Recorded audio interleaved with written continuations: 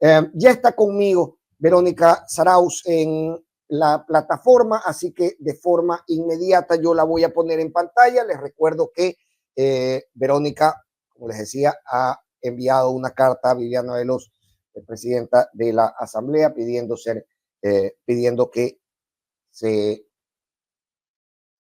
revisen con profundidad aquellos temas que en este espacio hemos denunciado, han venido enturbiando la verdad en las investigaciones del caso de Fernando Villavicencio, y por supuesto que sea convocada a la fiscal para que responda ante la Asamblea sobre estas inquietudes. Verónica ya está conmigo. Si estamos listos, la ponemos en pantalla. Confírmeme, ¿estamos listos, Verónica? Perfecto. Muy buen día, Verónica. Muchísimas gracias por estar en La Contra. Es un gusto para mí saludar. Buenos días, Fernando. Muchas gracias por la invitación. Muchas gracias a usted por estar con nosotros, Verónica. A ver, primero, ¿en qué consiste esta carta? El momento es el adecuado con una asamblea saliente, es decir, ¿qué origina que usted en este momento envíe esta solicitud a la asamblea? Bueno, esta asamblea es en la que se organizó la comisión ocasional para investigar el crimen de Fernando Villavicencio. Esta asamblea, elegida popularmente, es la que tiene que debatir los informes que salieron de esta comisión. El informe de mayoría del oficialismo, donde decía que el crimen de Fernando era producto de la delincuencia común, causa de la negligencia que tendría el gobierno de Guillermo Lasso. Y el informe de minoría que hizo el bloque de Construye, donde se decía que la causa del crimen de Fernando fue un tema político porque sus investigaciones periodísticas desnudaron la corrupción del gobierno de Rafael Correa, del gobierno de Lenín Moreno, y el gobierno de Guillermo Lasso tampoco se quedó atrás en temas de corrupción. Pero ambos informes deben pasar al pleno para que sea el pleno quien vote a favor de uno o de otro. Ya es tiempo de que el país conozca estos informes, y además ya es tiempo que, tras el crimen de Fernando, todos los shows que se han montado, la comisión ocasional para investigar el crimen no puede quedar solamente en 2 informes que quedaron ahí guardados, archivados en algún escritorio. Claro, y terminado el periodo legislativo, concluyen también las comisiones ocasionales. Verónica, ¿dan los tiempos para esto? ¿Las investigaciones o el trabajo de la comisión ha avanzado al punto de poder llevar un informe al pleno o estamos apretados en ese sentido? La comisión ya terminó su función. De hecho, debía haberse llevado estos 2 informes al orden del día cuando Henry Kronfle lideraba la titularidad de la asamblea, y no lo hizo. No sé cuál sería la razón del señor Kronfle en no poner en el orden del día el debatir los 2 informes sobre el crimen de Fernando, pero ya es momento de que se lo haga. Si es esta asamblea o si es la siguiente, da igual, porque ambas organizaciones políticas son las que tienen que resolver los informes. Está ADN con el informe de mayoría donde dice que el crimen es un crimen común, y está la otra bancada donde ya representantes de Construye ya no están, pero tienen que revisar ese informe de minoría y ver qué pesa más, si el crimen es político o el crimen es de delincuencia común para los asambleístas. Ha pedido también que acuda la fiscal general del Estado, Verónica, fiscal que usted había denunciado como como un elemento que no, o una protagonista que no había permitido, en base a ciertos acuerdos, conocer la verdad. ¿Tiene la esperanza de que la fiscal acuda a la asamblea en este punto?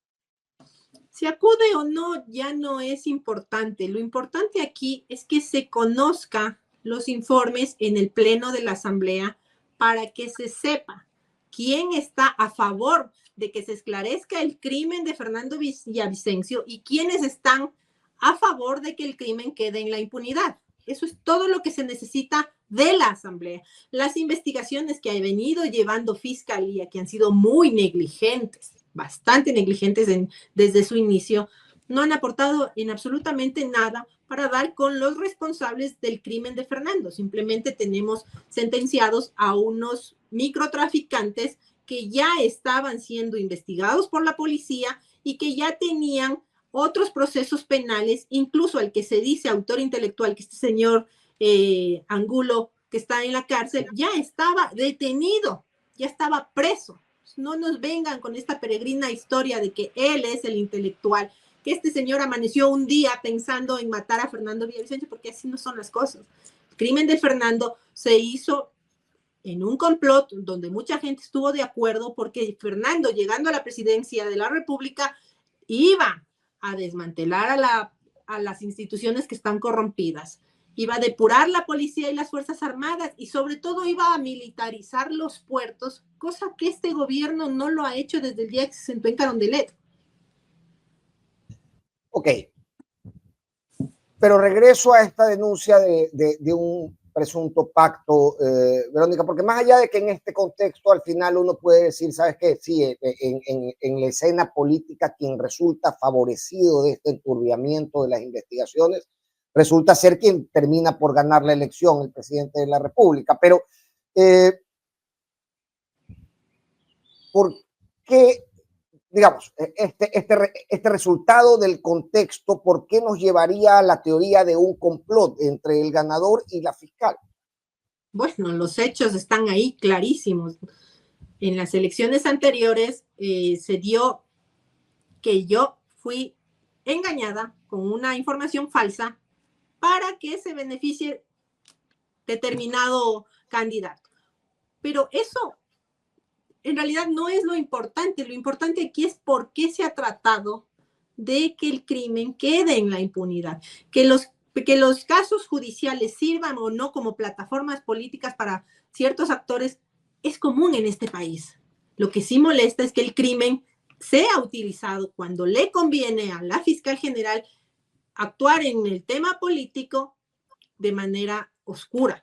Pero cuando se necesita claridad con el tema de Fernando Villavicencio, el crimen no está resuelto, no hay una claridad, no hay un camino, no hay un hilo conductor real que nos lleve hacia los autores materiales, las personas que se pusieron de acuerdo para acabar con la vida de Fernando, para que sus negocios, lavado de activos, narcotráfico, que son los políticos que se financian a través del narcotráfico, todas estas personas que iban a estar bajo la lupa de Fernando, todos se pusieron de acuerdo para que él no llegase a la presidencia de la República. Y resulta que Fiscalía solo tiene el ojo puesto en un grupo político y en los demás grupos políticos que también están involucrados se hace de la vista gorda. Y en este punto, y justamente con eso, si esa ha sido la intención desde un principio, Verónica, que se ha venido enturbiando el proceso y se han venido enturbiando las investigaciones y no hay claridad o no hay transparencia en hacia dónde avanzan ni los propósitos que la hacen avanzar en una senda y no en otra, ¿es posible conocer la verdad o ya, digamos, están tan incorporados elementos distractores que harían muy difícil que en este tiempo podamos llegar a un punto donde todos tengamos la certeza de que las investigaciones conducen a un lugar, a un punto donde conozcamos realmente qué pasó? Posiblemente las investigaciones pueden dar un giro cuando haya otro fiscal que no tenga intereses políticos y que no use el caso para beneficio personal o ayudar a sus cercanos o a sus conocidos. Pero con esta actual fiscalía no vamos a encontrar transparencia. Necesitamos que el Consejo de Participación acelere el proceso, además de buscar un nuevo fiscal para que sí vea desde el comienzo del proceso y si es que existe la posibilidad, se investigue desde cero el crimen de Fernando, porque se dejaron de investigar muchísimas cosas. Con el propósito justamente de llegar a un objetivo político, según usted lo ha denunciado. ¿Cuándo fue la última vez que usted habló con la fiscal, luego de todo esto que usted denunciaba en su video antes de hace unas semanas? Hace un año atrás, más o menos. ¿Y en qué términos? No fueron los mejores términos. No he mantenido contacto con Fiscalía desde abril del año anterior. Y eso la ha llevado a no conocer básicamente hasta dónde han avanzado las investigaciones desde el despacho de Fiscalía. No, es que desde abril del año anterior se dio la audiencia de juzgamiento de estas personas donde se les sentenciaron con 32 años a dos y con 16 años a otros, pero estas personas participaron logísticamente del crimen de Fernando. Recordemos que los que estuvieron el día del crimen de Fernando fueron también asesinados el 6 de octubre del 2023, asesinato en masa que a nadie le importó y que a nadie tiene la voluntad de investigar, porque si se ponen a investigar qué pasó con los sicarios que iban a ser sacados de la cárcel regional de Guayaquil, por ahí vamos también a tener certezas de quiénes estaban interesados en silenciar a esta gente para que no diga nada sobre el crimen de Fernando. Verónica, yo he escuchado a varios cercanos a Fernando Villavicencio, incluso a las hijas, a varios familiares, hablar, y más allá de los modos o de las formas, he escuchado en varias ocasiones esto, ¿no? La fiscalía no ha sido clara con nosotros. Sin embargo, parece haber cierta distancia en los criterios de cada uno de ustedes, de los cercanos a Fernando Villavicencio. ¿Esto por qué se da? ¿No han podido al final crear una fuerza común entre los cercanos de Fernando Villavicencio para esto? Y uno no deja de preguntarse desde esta posición, ¿por qué?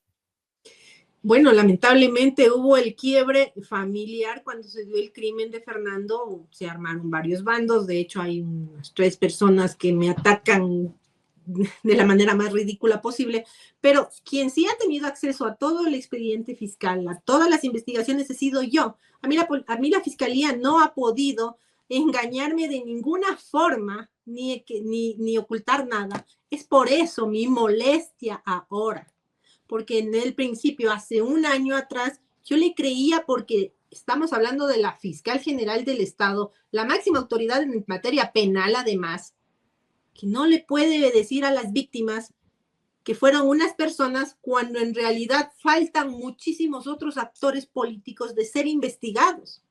Aquí hay mucha falta de claridad por parte de la fiscalía. Y sí es cierto. Entendiendo eso, Verónica, pero digamos, si cualquiera de las, si estuvieran en comunicación, si se pudiera hacer causa común, pues cualquiera de las partes que tuviera acceso va y llama a las otras y le dice, oye, mira, del acceso que yo he tenido a esta investigación he conocido esto, cómo lo empujamos uniendo fuerzas para poder conocer la verdad. Y eso realmente, de nuevo, no desde esta posición, yo no estoy en sus zapatos, pero desde esta posición no se percibe que se hubiera dado. Bueno, yo estoy abierta. De hecho, las hijas mayores de Fernando y conmigo hemos impulsado las investigaciones. Que ahora ellas estén en otra posición es problema de ellas. Yo no sé cuál es el interés de estas señoras en defender al gobierno de Daniel Noboa y a la fiscal general, cuando deberían estar en la misma posición mía, exigiendo verdad y transparencia en la investigación de su papá. ¿Qué ha pasado, Verónica, luego de que usted hiciera público este video? Bueno, suceden cosas muy extrañas en el país, cosas que yo ya viví en la época del correísmo, de Lenín Moreno, pero las malas mañas se les pegan a los políticos de turno y les encanta este tema de captar el poder para perseguir a aquellos que no opinan igual que el poder. No ha recibido usted ningún acercamiento, ningún llamado de fiscalía, de alguien relacionado al despacho de la fiscal, dado que las acusaciones iban dirigidas hacia allá. Por supuesto que no, fiscalía no se va a acercar conmigo porque saben perfectamente mi posición y ella está enojada porque yo salgo y denuncio públicamente lo que ella hizo conmigo en octubre del 2023. O sea, esta actuación de la fiscal jamás se debió dar. No hay fiscal en el mundo que le llame muy interesadamente a una víctima a contarle una historia falsa. Y nunca, ni siquiera por rumores del entorno cercano, usted pudo saber cuáles eran las motivaciones de la fiscal para contarle esta historia. porque digamos que podría haber estado confundida, la investigación estaba en una etapa temprana, podría haber dicho, oye, hasta ese punto, en la confusión de esta etapa temprana, yo pensaba alguna cosa que luego se resultó falsa en el avance de las investigaciones. Aquí los rumores no caben, estamos hablando de la máxima autoridad del país y yo personalmente jamás me baso en rumores de nada, yo me baso en los hechos, me baso en el expediente fiscal y en el expediente judicial, que ahí está plasmado todo lo que yo he denunciado públicamente, y también debería llamarle la atención a todos los periodistas que dejen la comodidad en la que se han quedado estos 20 meses del crimen de Fernando y acudan a exigirle a la fiscalía acceso a los expedientes. Al menos el de asesinato ya fue juzgado y es público. Cualquier persona puede acceder a ese expediente.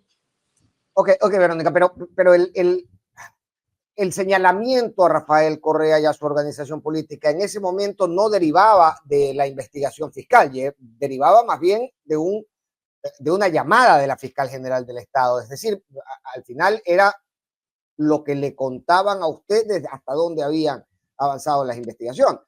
A ver, verá, el tema del correísmo y el tema de Rafael Correa tiene una cola para mí y para Fernando. Nosotros fuimos víctimas del poder de Rafael Correa. A mí me allanaron mi casa, hicieron que mi esposo esté prófugo de la justicia, tuvo medidas cautelares y el gobierno de Rafael Correa se la pasó por la faja, las medidas cautelares otorgadas por la CIDH en aquel entonces, en el 2014.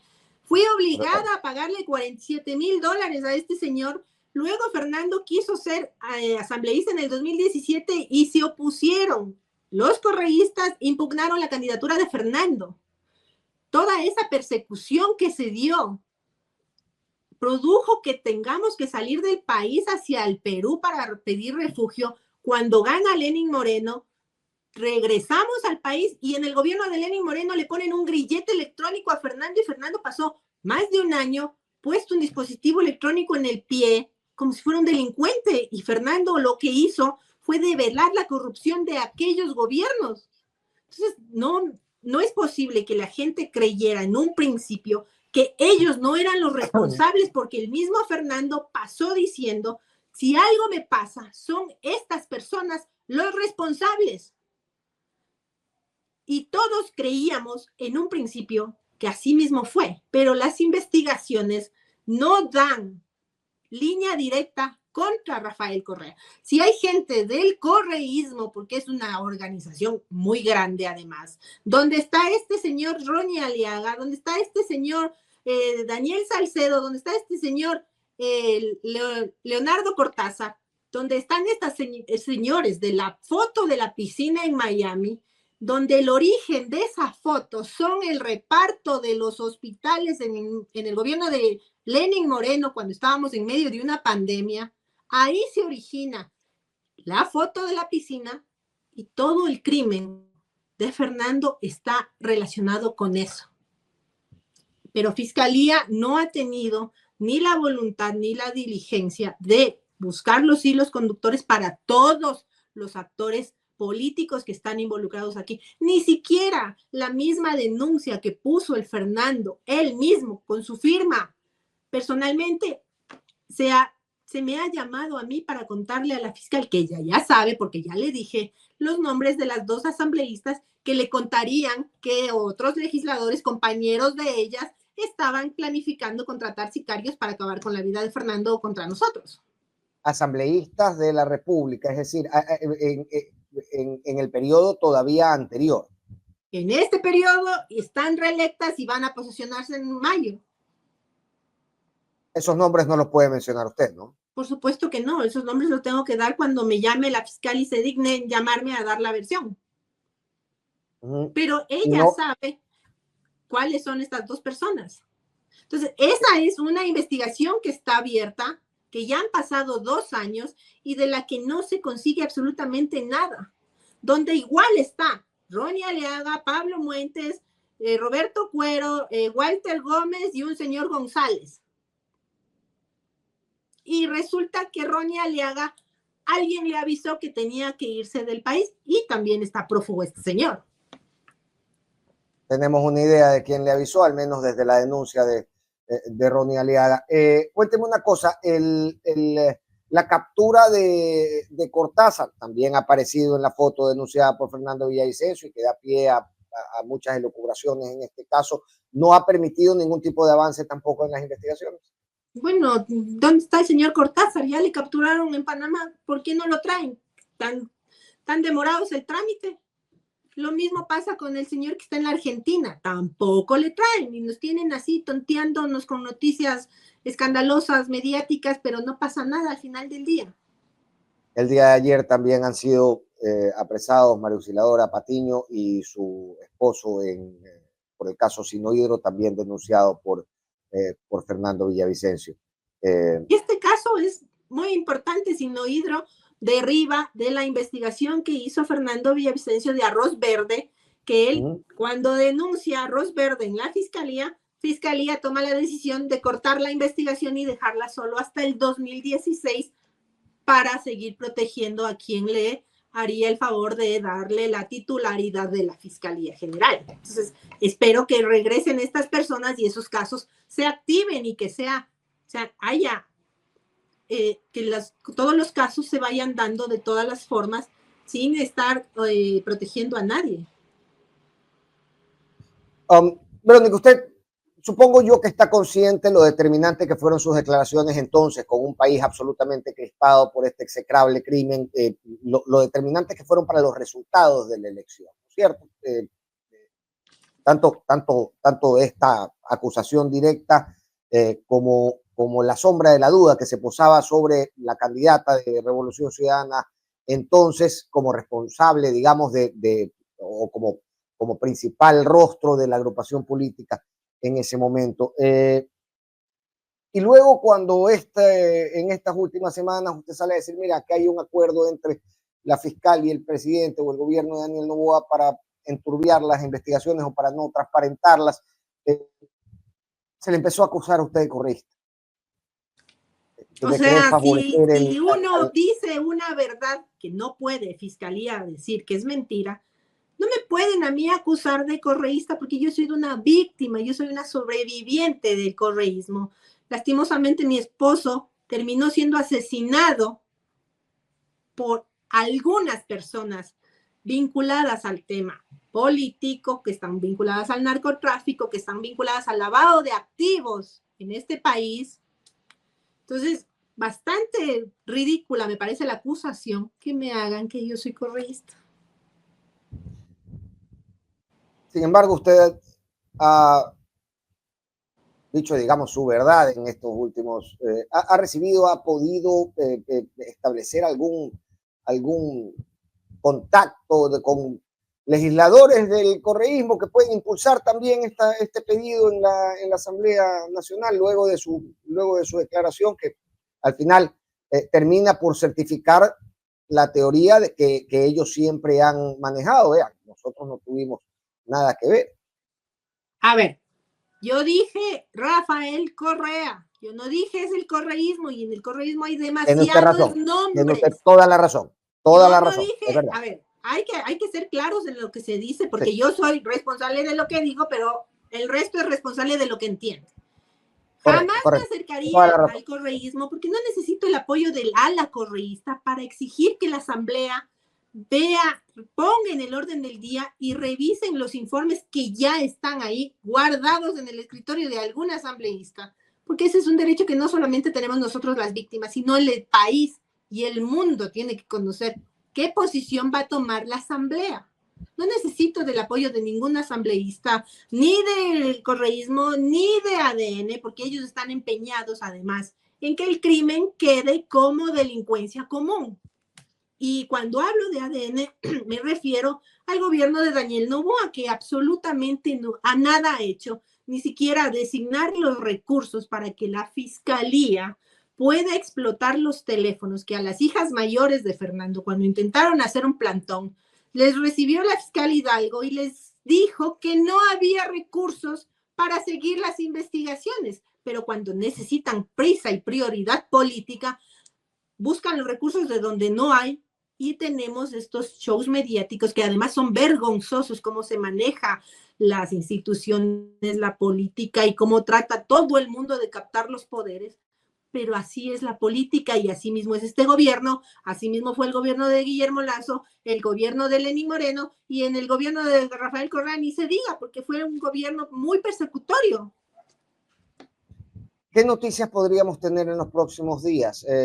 Yo le decía esto porque su carta, le preguntaba lo anterior, ¿no? De este acercamiento con algún representante de esta bancada, porque pues está presidida la asamblea y la carta que usted envía está dirigida a Viviana Veloz, que es de esta agrupación política. Entonces, bueno, pregunto, ella es la presidenta de la asamblea porque el señor no, correcto, renunció a la presidencia para lanzarse de candidato a la presidencia de la República. O sea, correcto.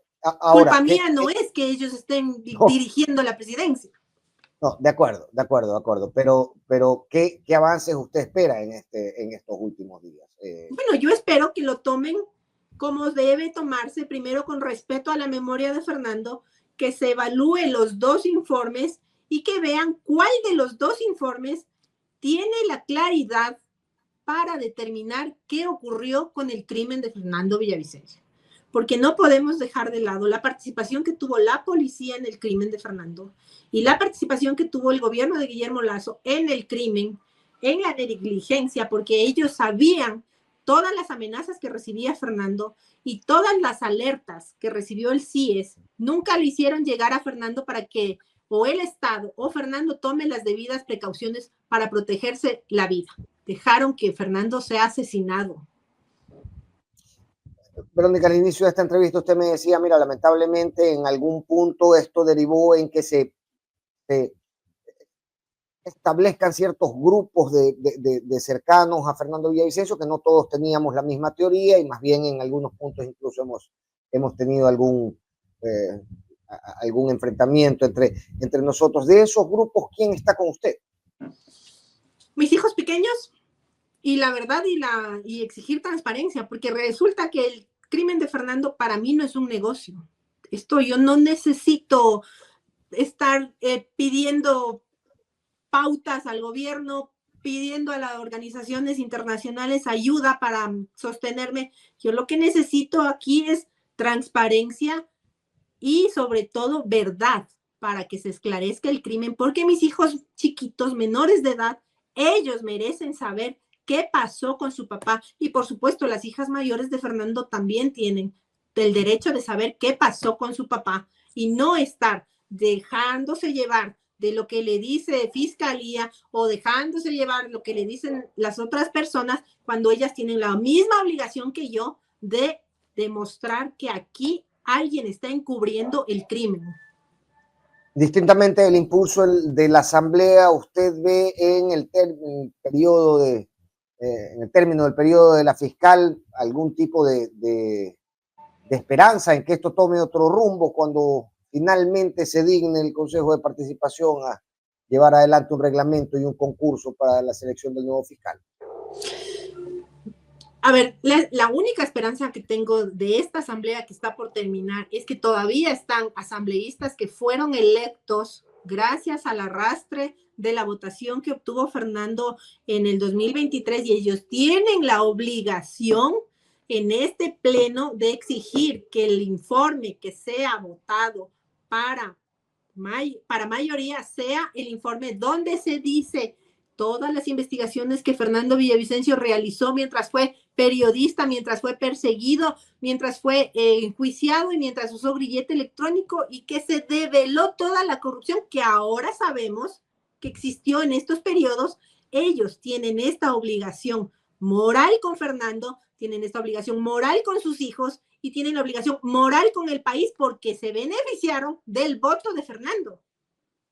Yo francamente no entiendo cómo un evento de magnicidio se puede manejar tan irresponsablemente como lo hemos manejado, ¿no? Pensando en tiempos políticos, pensando en acuerdos de otro tipo. Pero Verónica, me toca terminar esta entrevista y pido disculpas nuevamente por insistir en esto, pero me parece que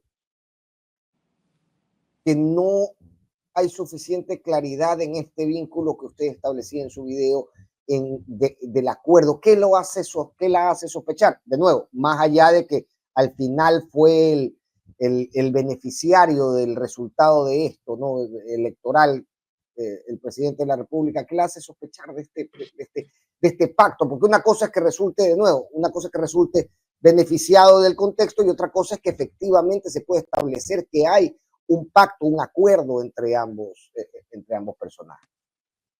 Daniel Noboa, cuando estuvo de candidato en el 2023 y pasó a segunda vuelta, le ofreció a la mamá de Fernando Villavicencio contraer asistencia internacional penal, aparte de la que ya había esta colaboración, esta asesoría por parte del FBI, porque todos sabemos que el FBI no tiene jurisdicción dentro del país. Lo que hicieron es una asesoría para la policía. Daniel Noboa no cumplió con lo que dijo, y muchas personas cercanas a Daniel Noboa, en muchas entrevistas que dan, dicen de la cercanía del Ejecutivo, es más, del respaldo del Ejecutivo hacia la labor de la fiscal. Y tenemos 20 meses transcurridos desde el crimen de Fernando que no pasa absolutamente nada. Y si eso no le hace pensar a la gente común, que aquí hay una colaboración para que el crimen quede en la impunidad, es que este país ya no tiene remedio y que Fernando entregó su vida a este país infamemente, porque no ha habido nadie más que yo, sus hijas, las 3 hijas que Fernando tiene, estén metidas en el proceso judicial. El resto de su familia solo habla por hablar, pero nadie tiene interés real. Los amigos de Fernando, todos buscaron beneficio personal, pero ninguno está interesado en que se esclarezca el crimen. Lo que se ha hecho por parte de ciertos amigos, como lo que pasó con el teléfono de Fernando, por ejemplo. O sea, esto fue maquiavélico lo que hicieron con Fernando. Lo que han hecho es infame, tras de que le asesinan, tras de que nunca le buscaron protección real, nunca buscaron cómo protegerle de todo lo que él se estaba enfrentando, al narcotráfico, a la política que está vinculada al narcotráfico, al lavado de activos, a la policía y a los militares que están vinculados al narcotráfico, porque ese es un hecho que no se puede negar a estas alturas de la vida en este país. No se puede negar la vinculación que existe entre el narco y los policías y los militares. No podemos decir que no hay. No hicieron nada por proteger la vida de Fernando, pero si ni siquiera el Estado, que él sí tenía la obligación de proteger, protegió. De acuerdo, Verónica. Y sabes que estaba pensando en cómo plantear esta lectura o plantearle que me dé una lectura sobre el manejo del teléfono, porque usted ya lo había mencionado anteriormente en esta entrevista, y se habló muchísimo del teléfono, que se fue para el río, que no se fue para el río. Cristian Zurita, en algún momento ya descompuesto, le decía a los medios de comunicación: no me pregunten más por el teléfono. Se dice que el teléfono fue a Estados Unidos, se dice que el teléfono volvió, se dice que luego no tenían las herramientas para hacer la explotación. Hablemos un poco del teléfono, de las cosas que podría esclarecer en esta investigación y de cuál es su sensación acerca de este pase de manos permanente de algo que ciertamente para este momento yo no sé si por cadena de custodia y por la cantidad de manos por las que ha pasado podría esclarecer con meridiana transparencia, meridiana claridad lo que sucedió. Es decir, han pasado ya 20 meses y ese teléfono ha pasado de mano en mano sin que podamos conocer su explotación o el producto de su explotación. O sea, lo que pasó con el teléfono de Fernando no tiene nombre en este país, pero lo que sí hay son los hechos. Los rumores son eso, rumores. Tenemos que basarnos en los hechos. Cristian Ceballos, que era el jefe de cápsula de seguridad de Fernando, es el que rompe el principio de cadena de custodia que debió haberse dado al teléfono, porque él tenía el teléfono encargado de Fernando en su poder. César Gonzaga, que era su chofer, va y le pide y le exige que se entregue el teléfono, y Cristian Ceballos, más allá de ser jefe de seguridad, es un policía que conoce el procedimiento, cómo se debe actuar en un caso determinado cuando asesinan a una persona, pues su teléfono tenía que entrar directamente a la cadena de custodia. Él tenía que convertirse en el custodio de ese teléfono hasta ser entregado a criminalística para que pase a ser prueba. Pero nada de esto se cumplió. César Gonzaga al día siguiente, el día 10 de agosto, que llega su hija mayor, la hija segunda de Fernando a la ciudad, le entrega el teléfono y ella le entrega a Cristian Zurita, y Cristian Zurita toma decisiones arbitrarias, abusivas y que no le correspondían tomar bajo ninguna circunstancia, pero las tomó. Contrata un hacker, saca copias del teléfono, guarda las copias, luego decide entregarle una de estas copias al buró del FBI en la ciudad de Nueva York. Entiendo yo que fue interrogado, porque tampoco es que golpeas la puerta del FBI y le dices, buenos días, vengo a entregar una pruebita. Entonces, así no funciona la realidad. Y el FBI envía vía courier a la Fiscalía General del Estado la copia del contenido del teléfono de Fernando. Y cuando ya está en posesión de Fiscalía y de la policía que investiga el caso, la copia del teléfono, meses después se produce esta filtración que fue a parar al correísmo, fue a parar a manos de Anderson Boscan, y de hecho, y lo más importante, hay una denuncia puesta en Fiscalía por mí contra todas estas personas que difundieron el contenido de los chats de Fernando, porque eso aquí es un delito. Y más allá de que la señora Schettini, que ella fue la que divulgó a través de su cuenta personal de X, la inmunidad no le garantiza librarse del delito que cometió. Así que, señor Schettini, usted tiene que prepararse porque tiene que ir a la cárcel. Lo mismo las personas que actuaron deliberadamente y tomaron decisiones arbitrarias que no les correspondía, como Cristian Zurita y las demás personas que participaron ahí también. Pero todos tienen que rendirle cuentas a la justicia, más tarde que temprano. Y si este teléfono se hackeó en Estados Unidos, allá el delito todavía es más grave, porque allá no se puede nomás hackear un teléfono como si fuera cualquier cosa. Verónica, en el momento en que usted escucha las declaraciones de una de las hijas de Fernando de que el teléfono había ido al río Tomebamba, ¿usted sabía que el teléfono no estaba en el Tomebamba? Esas declaraciones las dio una de las hijas mayores de Fernando. No sé, debido al momento, un hecho traumático, perder al papá. Ella dijo que estratégicamente estaba bien porque había un monto que se estaba circulando para que entreguen ese teléfono. O sea, una serie de cosas que no tienen nombre pasaron en relación a los hechos del teléfono.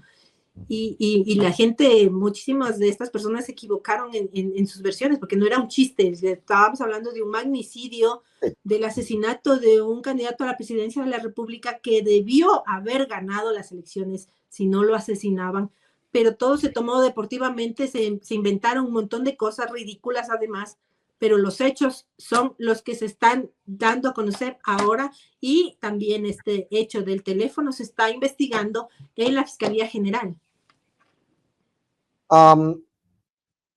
Antes de que se publicaran los chats, usted conocía el contenido del teléfono y sabía que se iba a publicar, sabía que se había filtrado.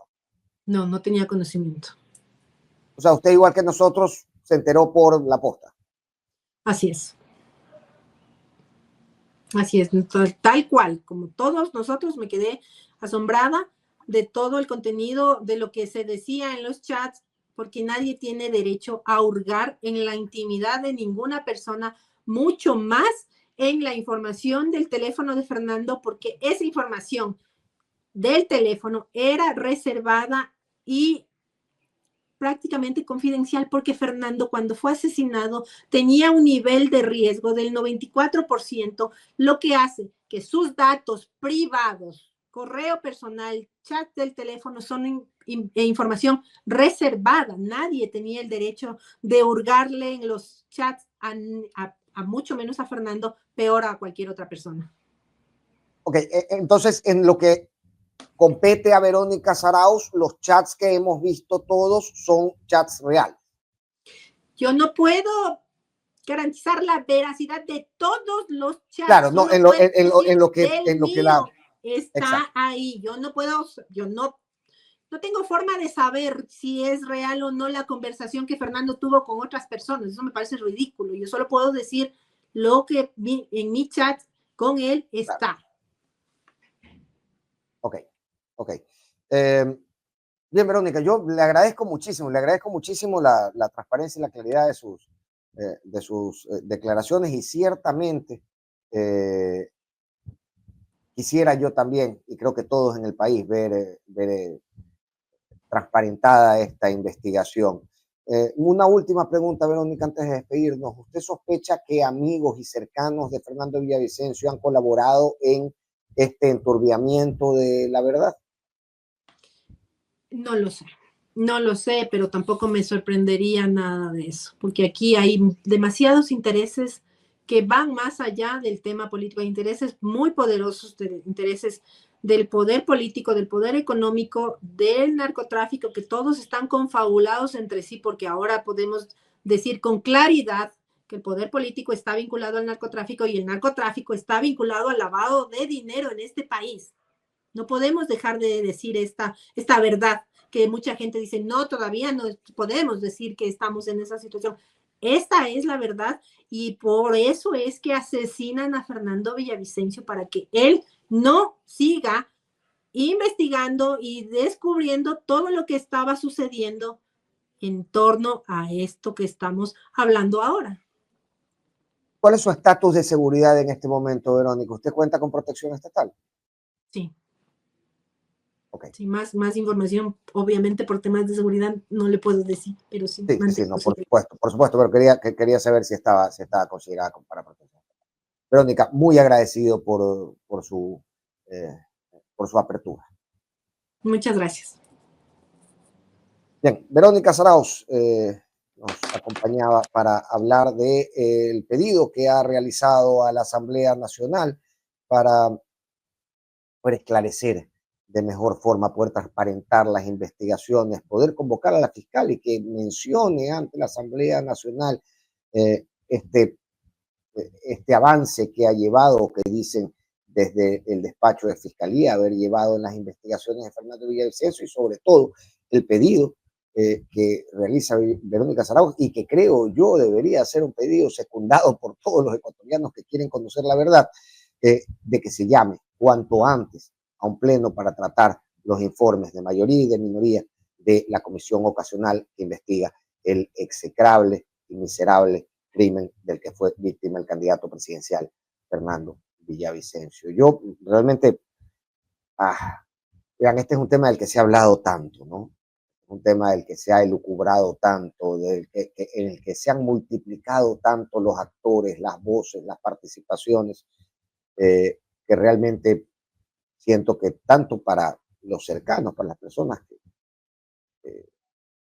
son ciertamente las más afectadas por el asesinato de Fernando Villavicencio, como para el resto del país, es necesario un baño de verdad, una realidad, un ejercicio de transparencia en la realidad de este crimen, que probablemente, muy probablemente, termine por señalar mucho más claramente hacia dónde van los senderos de las investigaciones y hacia dónde podrían estar las participaciones y las responsabilidades en este caso de Fernando Villavicencio.